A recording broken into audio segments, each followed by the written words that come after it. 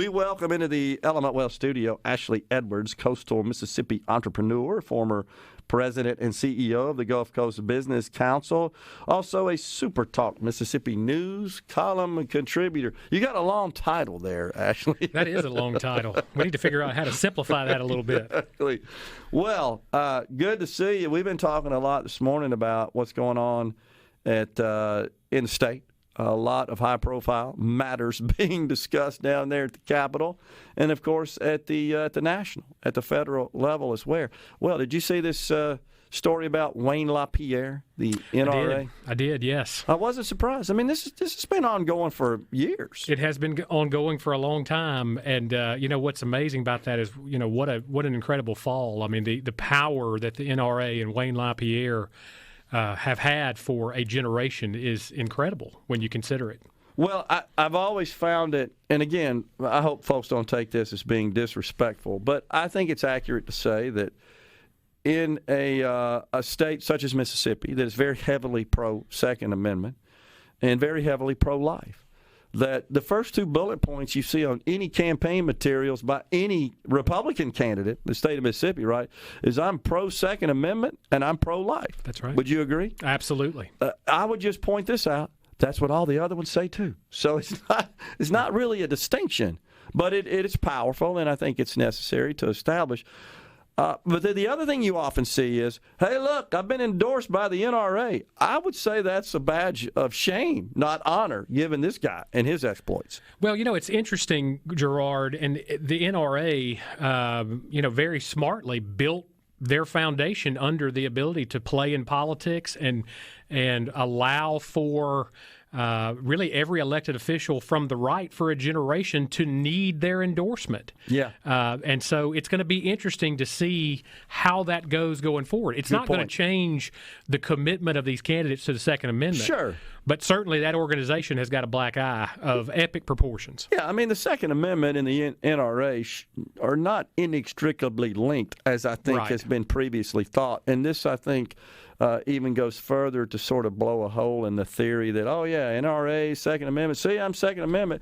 You can be pro-Second Amendment without being endorsed by the NRA or a staunch supporter thereof. And I think this really suggests that, indicates that, and it's a shame. You don't want to see anybody serving in these positions where they're essentially abusing their power, in this case Mr. LaPierre, and helping himself to the kitty here. And people aren't sending in contributions for him to take these expensive private jet flights to Paris to buy $10,000 tailored suits, right?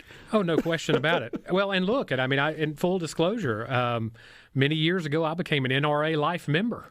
So you can imagine how many people in Mississippi are in that same boat and looking now I remember when I was a kid, my dad was an NRA member and American Rifleman magazine coming in the mail and how excited I was to get the new copy of American Rifleman now it's really a shame. It's a shame when individuals take the work of an organization and are able to torpedo it with these types of actions. Yeah, totally agree.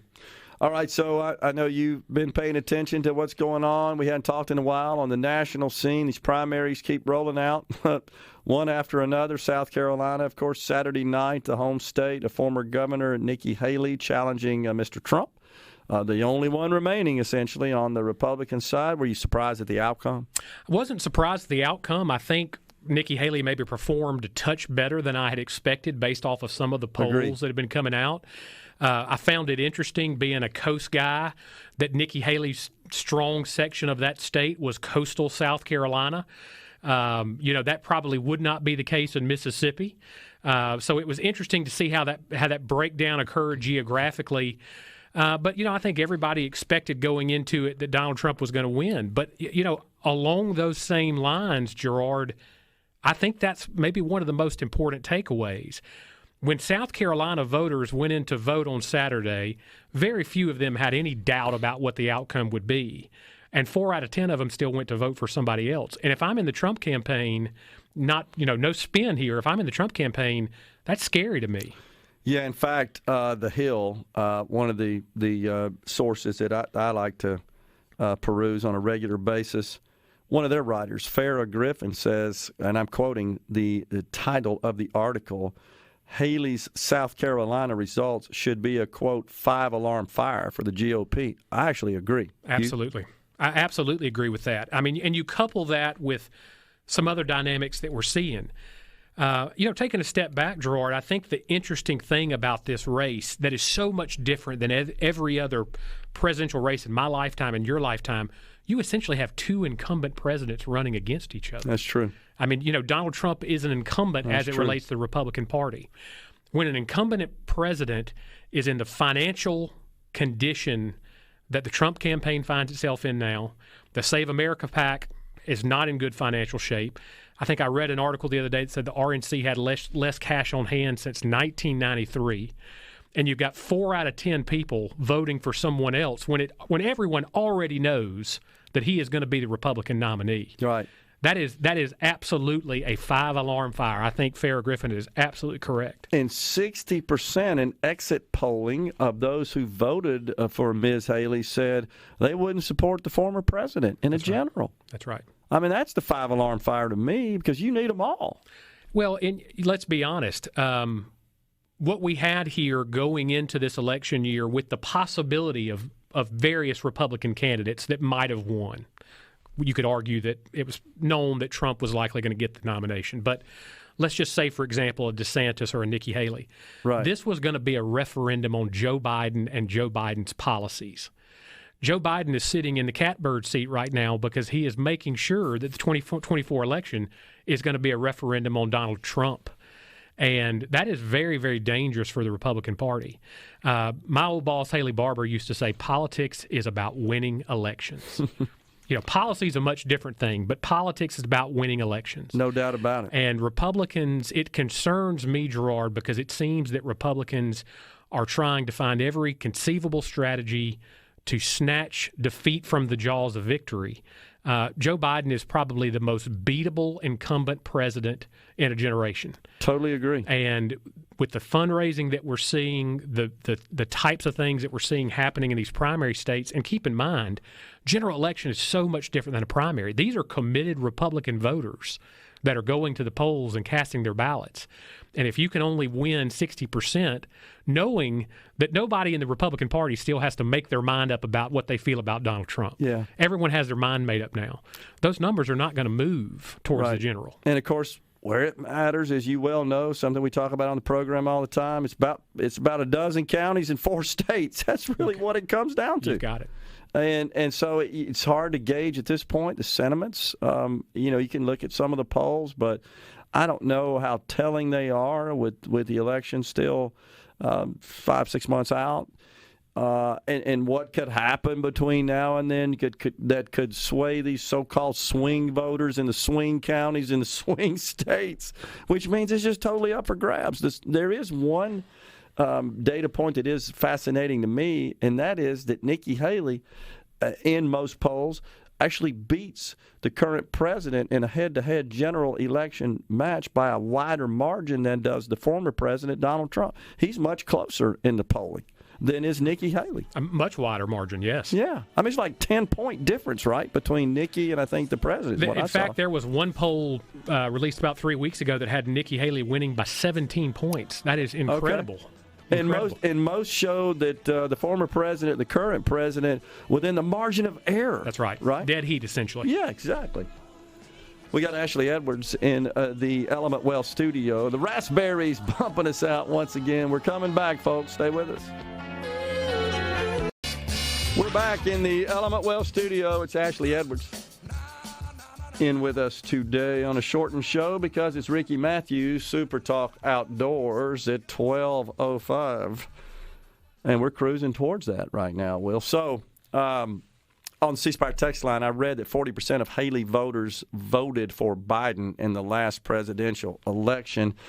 I have a hard time believing 40% of those who supported Ambassador Haley were Democrats or in South Carolina and voted for Biden last time. I can't imagine they'd go out and cast a vote knowing that's not going to make a difference in a primary, which is all about securing delegates.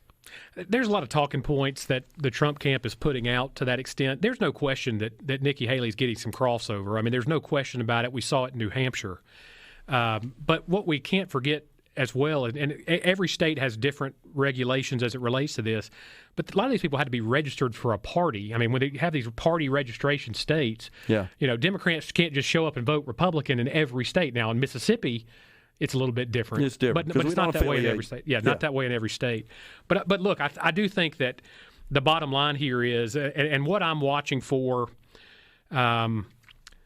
Nikki Haley has stuck in it. Of course, the news came over the weekend that the Koch brothers were going to pull the funding from her campaign. Right. She had a big infusion of cash. She's still been raising a lot of money. Yep. If Nikki Haley were to take the route to be the no-labels candidate or run as a third-party candidate, and you have to ask yourself, why has she chosen to stay in? Look, everybody in her campaign knows right now she is not going to be the Republican nominee. Right. They know this. That's absolutely right. And frankly, it doesn't necessarily make her in the lead for 2028 going against Trump harder and harder and harder. So I think it's an outside possibility you could see a third-party run, and if that were to happen, you can put a fork in this election. Yeah, I think that's absolutely right. So just to the point I made a minute ago, here's another text on the C Spire text line.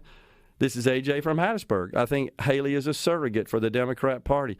15 to 17% of her votes were Democrats. So, okay, is it 15 to 17 or is it 40? I don't know that we know, honestly. Sure. And without an explicit affiliation that's more permanent in nature, because there's all kinds, as you know, rules about you can just make that switch real quick right before you go vote. I mean, depending on the state, because it's all governed at the state level. And as you indicated, Ashley, we don't associate with a party in the state of Mississippi. You can vote in any primary you want. It's just that once you're in that primary, you can't cross over when it comes to a runoff. And, you know, a lot of people will hold off in a primary and then say, I'm just going to wait and try to influence, even though I'm not generally supportive of candidates in that party. I'll wait for the runoff, and then I'll be able to influence the candidate I want to emerge in a runoff. Absolutely. In politics, Gerard, as you well know, you have to face the brutal facts. Yeah. And it takes a lot of mental gymnastics to try to take the position that there are not a large number of committed Republicans who simply are not going to vote for Donald Trump. It is agree. That is the truth. And there are a lot of folks that don't want it to be the truth, and they try to find a lot of excuses for it to not be the truth. But the truth of the matter is, Republican Party is split on Donald Trump. He has the majority of his base right now. He's been getting 60% on average of these votes. But I think it is not a stretch to say that there are 3 to 4 in 10 Republican voters who have made the decision that they're not going to support Donald Trump. I could name some right now. I won't, because it's private, anecdotal conversations, and it won't make a difference in the state of Mississippi. No, it won't. He will win Mississippi. Yeah, I think we can call that one right now, yes. Kind of like Fox News did on Saturday night, like 2 minutes after the polls closed, right? Which wasn't exactly going out on a limb. But again, Michigan is going to be important to pay attention to. That's coming up. And then we have Super Tuesday. And it's Michigan, it's Wisconsin, it's Pennsylvania. It's the same route that essentially paved the way for Donald Trump to win in 2016. Same deal. It was Pennsylvania. It was Michigan. It was Wisconsin. When those fell, who could forget the folks at MSNBC crying virtually on the air that night, especially when they called Pennsylvania. That shocked everybody. But it's by the slimmest of margins. I think when I went back, Ashley, and did the math on that, the way I've described it is he won by the number of people in Bryant-Denny Stadium on a sunny SEC football day. That's crazy when you think about it, there being 330 million people in the country and 150, 60 million people vote. It came down to 105,000.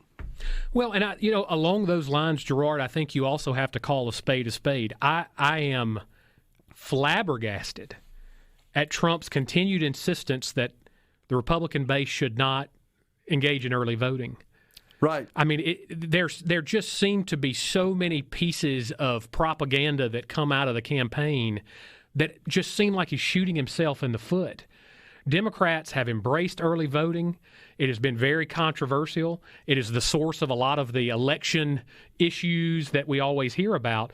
But the truth of the matter is, it's legal, it's statutory, that's right, and it banks votes. And if you're telling your folks, hey, it's corrupt, don't do it, and you have a snowstorm the day of the election, you better watch out. I mean, it does not make pragmatic sense. I would say it ensures Donald Trump will lose. It does. It ensures it because they are masters at that. Yeah. And this idea of legal ballot harvesting, which exists, for example, in Pennsylvania, they're going to exploit that again.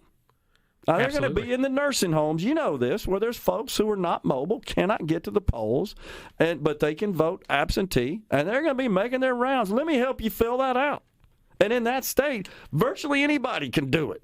And it's legal. And even in states where it's more restrictive, I can't remember all the different restrictions, but a lot of people can fill those requirements, can satisfy those requirements, and sit down and help them check the boxes. That's happening right now. Happening, and it will happen, and Democrats have gotten smart about it.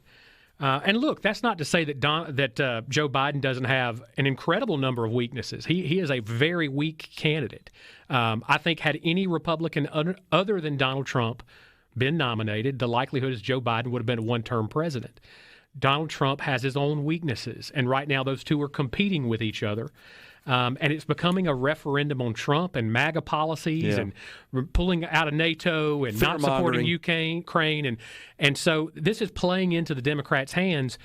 The Republicans are letting that happen. And we just have to be clear about the fact that this is a choice the Republican Party is making right now. Yeah, that's absolutely right. All right, let's turn our attention to inside the state. Perhaps arguably the highest profile issue of all is the one of the state considering expanding Medicaid. That's been available since 2014 is the first year that Medicaid, so-called Medicaid expansion, was available to the states. By the way, the federal government reimbursed it at 100% initially, 100% to 95 to 93, and it landed at 90. That's permanent. That means the federal government's share of that coverage group. It appears we have a Speaker of the House. I just learned, by the way, for the benefit of the audience, that the Speaker has, in fact, filed a bill to expand Medicaid in the state of Mississippi. That would suggest to me that he supports it, with, of course, the caveats of work requirements and this 12-month waiting period for those who are currently enrolled with their employer under coverage. The lieutenant governor has indicated he supports it. I got to believe leadership's doing what they do, whipping the vote on that right now. What are your thoughts about this issue at this point? Well, it's not a surprise that Jason White has supported the potential for Medicaid expansion. I think we saw that coming. In fact, when I was on your show the time before, I think we talked a little bit about that. It is a very complicated issue. There's no question about it. And I think anybody that tries to simplify it, condense it into a few talking points is doing us a disservice. Can't do it. Because it's a very complicated issue. I do think that Speaker White's position is probably indicative of the fact that the legislature has been in a different place than the past speaker and the governor on this issue. Yeah. And I think this is symbolic of the fact that there are a lot of legislators that are hearing from their local constituency that they want to see Medicaid expanded. I come from rural part of Mississippi, and this issue plays a lot differently in some of these rural parts. Yeah. And so, look, I think the good news about all this, Gerard, despite the fact that the governor's in one place and the speaker's in a different place, and it certainly looks like the lieutenant governor is probably going to be on the side of Medicaid expansion, is that the fact that we have these differing opinions within the Republican Party likely means that they will work harder to try to get whatever outcome right. Okay. And not be fast and quick and loose about just coming up with a solution.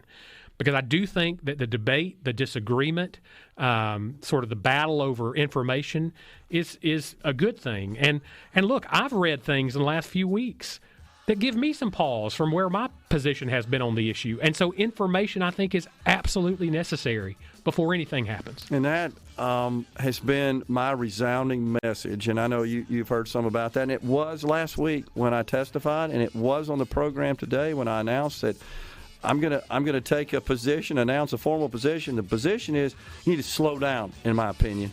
And the other thing that I pointed out is you got this PERS thing you got to fix, man. Before you go obligate yourself to future spending, which Medicaid expansion would entail, you got to fix this problem that's been going on for about 2 decades. You got to fix that before you take on anything new, in my view. We got Ashley Edwards in the Element Well studio. If you can hang around, we'll stick around with the talk through the final segment. We're talking to Ashley Edwards in the Element Well studio. So a little bit more on this issue of Medicaid expansion. So my position is, Ashley, first we need more information. I just can't fathom making this decision without really getting complete, accurate, to the best of your ability to inform this decision. And no disrespect to the third parties that have put forth data. The problem is, as you know, is anytime you have a complex issue like this, where to a great extent you are estimating. It's not like saying, we're going to put this much money towards this, like you do in other spending measures, right? It's going to cost this much, and every year you're appropriating that much. That's the law. This is different in that, well, no, actually, this is based on how many people sign up. We don't know, honestly, and the other impact of where the source of people. Is this people currently insured? Are they uninsured?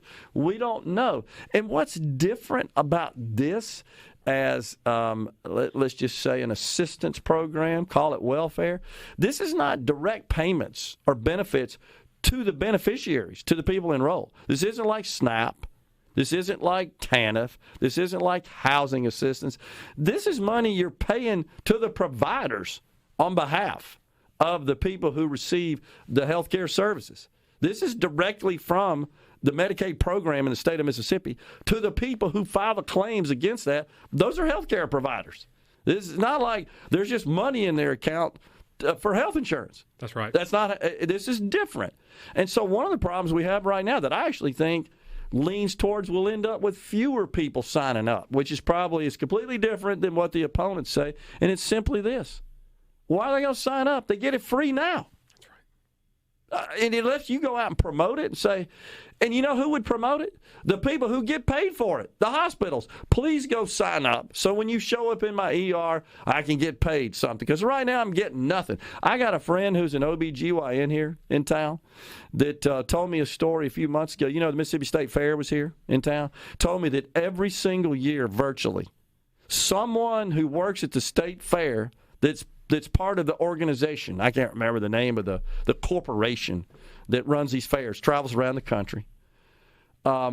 Inevitably, one of the workers goes into labor, shows up in the hospital, and he ends up delivering. They got no insurance. They got no way to pay. He told me last time, he asked the mother, can you at least get me a stuffed animal for my grandchild as a payment? So, I mean, that's what's complicated about this issue. And I just feel like we need a whole lot more information, and it's difficult to obtain. But and it doesn't mean stop the discussion. I'm not suggesting that whatsoever. And it doesn't mean there's not a problem. And those who say there's not, they're not being honest either. There is a problem, and it's a nationwide problem. Healthcare is. No question. That is exactly why we are here today, because healthcare is a mess in this country. Yeah. Our healthcare system is a mess. Obamacare didn't fix the problem. No. And so states are left to have to struggle with these issues. And Mississippi is certainly not the only state that has struggled with making this decision. My sincere hope is that the legislative leadership, the governor, lieutenant governor, will work to try to find a compromise solution that a lot of folks can buy into and say, we think this is maybe not a perfect solution, but it gets us farther than where we are today. What I would hate to see happen is the legislature pass a bill that the governor vetoes and then it gets overridden. Yeah, I'd hate to see that. I would too. And look, I know that the governor he is very wise and very smart. Yes. When it comes to signing off on measures that obligate the state for spending. And this would. I mean, no matter how you look at it, even though it may come in a few years, fact is it comes in a few years. Yes. Because there are some incentives, and we've talked about all that on the program, and other sources of income from a premium, $20 a month, to the taxes on the premium tax as well. So a premium paid by the enrollee, I should say. No doubt. So I think the governor wants to make sure we don't overextend ourselves. I'm completely on board with that. But again, we need more data to figure out, and maybe there's some other things we could do to kind of prevent going over that. I don't know what that might be, but we could get creative. But I'm going to point out again, this PERS thing is hanging out there, man, and that's going to cost more than Medicaid ever thought about, honestly, to repair it. And it's another gigantic issue. I mean, and you're right, we need a lot of data, and we need people that can take the universe of the data and make decisions. I mean, for example, you can't make this decision just based on, well, we didn't see better healthcare outcomes in Louisiana as a result of this. I totally agree. You know, it can't just be some small, finite piece of data in which you base your position. Completely agree. You've got to take a look at all of it and then make a good decision. It's a lot, but I hope that's the action that's taken here and not just rush into anything. And I'm sure we'll be talking to members of the legislature this week now that we have a couple of bills, right? Ashley, appreciate you coming on, man. Enjoyed it. Always a good discussion. Folks, we're out of here today. Whew, it's a great tune by the great Toto there. We're back in the Element Well studio tomorrow. Ricky Matthews up next. Stay safe.